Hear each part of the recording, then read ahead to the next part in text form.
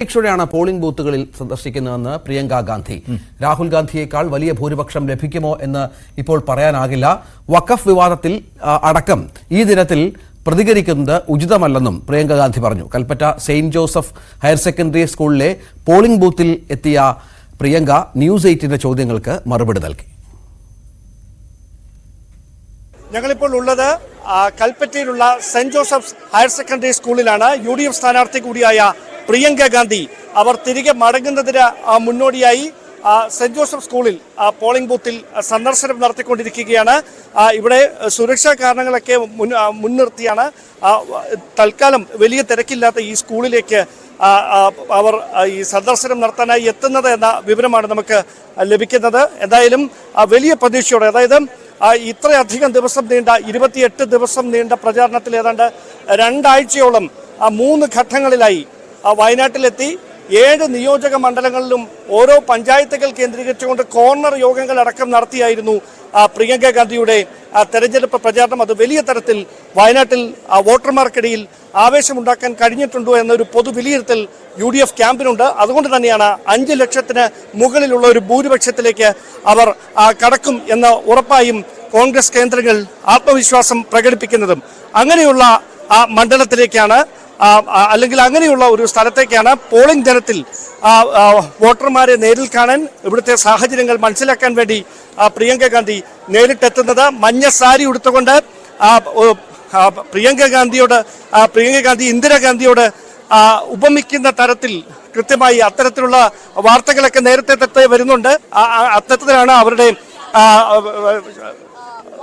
രൂപസാദൃശ്യം. അങ്ങനെയാണ് അവർ വോട്ടർമാരെ കാണാനായി എത്തിയിരിക്കുന്നതും. അത് തന്നെയാണ് ഏറെ കൗതുകമുണർത്തുന്ന തരത്തിൽ വോട്ടർമാരെ കണ്ട് ചിരിച്ച് ഹസ്തദാനം നൽകി ഈ പോളിംഗ് ബൂത്തിൽ പ്രിയങ്ക ഗാന്ധി സന്ദർശനം നടത്തിക്കൊണ്ടിരിക്കുകയാണ്.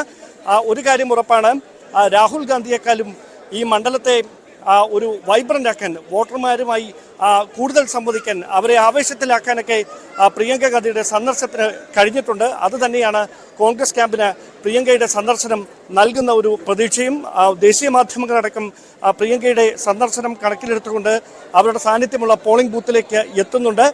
വലിയ തിരക്കാണ്, പക്ഷേ അവർക്കരികിലെത്തി അവരോട് സംസാരിക്കാൻ മാധ്യമങ്ങൾക്ക് സുരക്ഷാ ഉദ്യോഗസ്ഥർ ഇതിനോടകം സമയം നൽകിയിട്ടില്ല.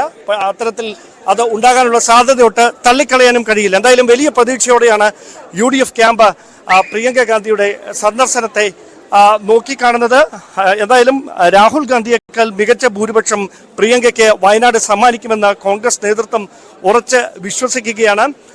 കോൺഗ്രസിന്റെ എല്ലാ മുതിർന്ന നേതാക്കളും ജില്ലയിൽ നിന്നുള്ള നേതാക്കളെല്ലാം പ്രിയങ്ക ഗാന്ധിക്ക് ഒപ്പം ഇവിടെയുണ്ട്. അവർ ഹസ്തദാനം നൽകി വോട്ടർമാരെ നേരിൽ കണ്ട് അടുത്ത സ്റ്റേഷനിലേക്ക് പോവുകയാണ്.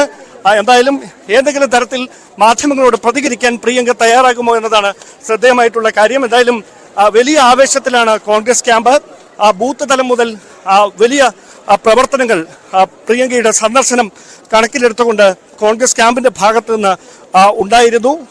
മാത്രവുമല്ല, അവർ നേരിട്ട് ഈ മണ്ഡലത്തിൽ ഏതാണ്ട് 2 ആഴ്ചയോളം ക്യാമ്പ് ചെയ്തതാണ് കോൺഗ്രസിന്റെ കോൺഗ്രസ് ക്യാമ്പിന്റെ പ്രതീക്ഷകൾ വർദ്ധിപ്പിച്ചത്. തെരഞ്ഞെടുപ്പ് നടക്കുന്ന ചേലക്കരയിലും പാലക്കാടുമൊക്കെ അതിന്റെ പ്രതിഫലനം ഉണ്ടാകുമെന്നൊരു പ്രതീക്ഷ കൂടി കോൺഗ്രസ് നേതൃത്വത്തിനും ഉണ്ട്.